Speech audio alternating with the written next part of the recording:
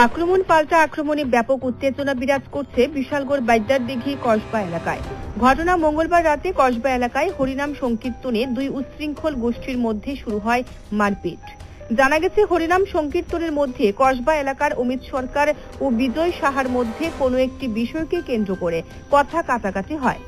এতে করে একটা সময় বিজয় সাহা অমিত সরকারের মাথায় ব্যাপক আক্রমণ করে, ফলে রক্তাক্ত অবস্থায় বাড়ির সামনে পৌঁছতে অমিত সরকারের পরিবার লোকজনরা ক্ষিপ্ত হয়ে পাল্টা আক্রমণ করে বিজয় সাহার বাড়িতে।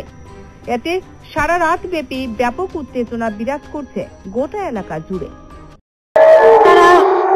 কীর্তনের ভিতরে ঝগড়া হয়েছিল পরে আমরা প্রধান মেম্বার আসছিল, প্রধান মেম্বারে তারা মীমাংসা করে দিতে চাইছিল, তারা মানছে না, নামেন না সেরা তারা বাড়ির ভিতরে যায়, সেরা লুক আনছে 8-9 জন আইনা, সেরা লাড়ি বেন্দা সব রয়েছে আইনা, সেরা তারা ডাক দিছে ওরকম বিজোর বাড়ি নেই ডাক, হ্যাঁ বিজোর বাড়ি।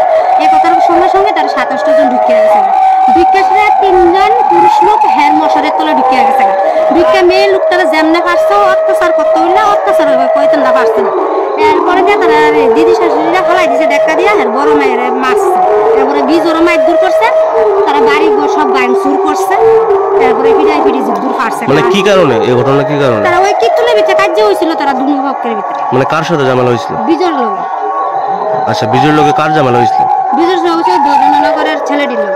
আচ্ছা, মানে তারপরে এসেরা এই ঘটনা করছে? এরপরে এসেরা এই ঘটনা করছে, এর মা দরজা খুলছে, এর মার চুলে নুড়ি ধরে লাইছে, ধরে সেরা এবারে মশারির ভিতরে এর মা ছিল প্রথমে, দুজনে দেখা দিয়ে আসলে ঘরের ভিতরে ঢুকে গেছে, 2-3টা ফুলা এর মারা গেছে অত্যাচার করতে। কিন্তু তারা তো অভিযোগ করলো বিজয় নাকি তারা মারছে, মারধর করছে। হ্যাঁ, বিজয় নাকি তারা মারধর করছে, মহিলার গায়ে হাত দূর হয়ে গেছে আপনার কীর্তনের মার। মানে তারপরেই পাল্টা আক্রমণ করছে বেতে এসে। এই জায়গাটার নাম কি? এই জায়গাটার নাম হচ্ছে বাইদ্যারদিঘি কসবা। পুলিশ আইছে? না, পুলিশ অক্ষণ আইছে।